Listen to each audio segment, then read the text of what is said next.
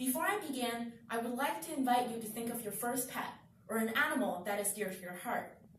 Did you feel like you found your best friend who would give you the most unreserved love and attention?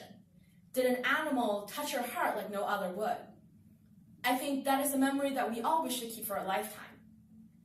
Today, I'm going to talk about a story of my first pet, Curie, and our story of companionship and of responsibility learned in a heavy way. When I was 7, my parents finally agreed to let me have a dog.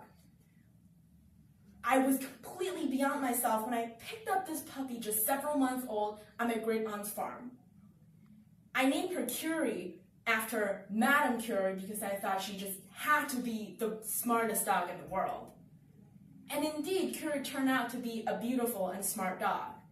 She had shiny black fur and an athletic build.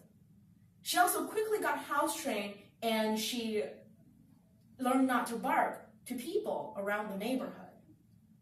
She also became my best friend at home. As an only child, I've always longed to have a companion who would run around the house with me and endure my loud and spoiled self.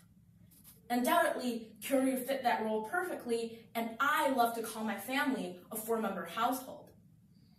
However, I had to make this incredibly difficult choice when my parents told me that they're taking me on a month-long trip and we can't take Curie with us.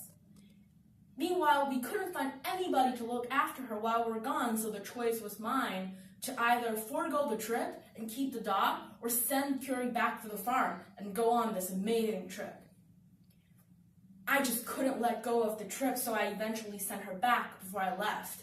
I thought, the farm will take care of her, and I can always go back to find her again. Unfortunately, not everything could go my way. When we came back from the trip and got around to call my great-aunt, she informed us that she had put Curie to death. Because she couldn't bark, so she is of no use to a farm where she had to be a guard dog.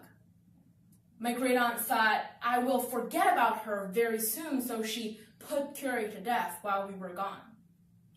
I was in shock and I wanted to say that this is a really bad joke, but it's not.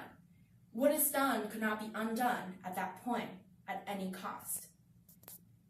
So this is my story with Curie. We shared the best times together for only months, but the ending of that story made me feel guilty even until today. When she became my pet, she became my responsibility, and I, for an act of selfishness, assumed that somebody else will fulfill that responsibility for me. Now I learned that if I truly care and love for something, I had to fend for it myself and make sure that it's in the best hand. So if you truly love and care for something yourself, please take action. Because sometimes we could not recover what has already happened, no matter what we do.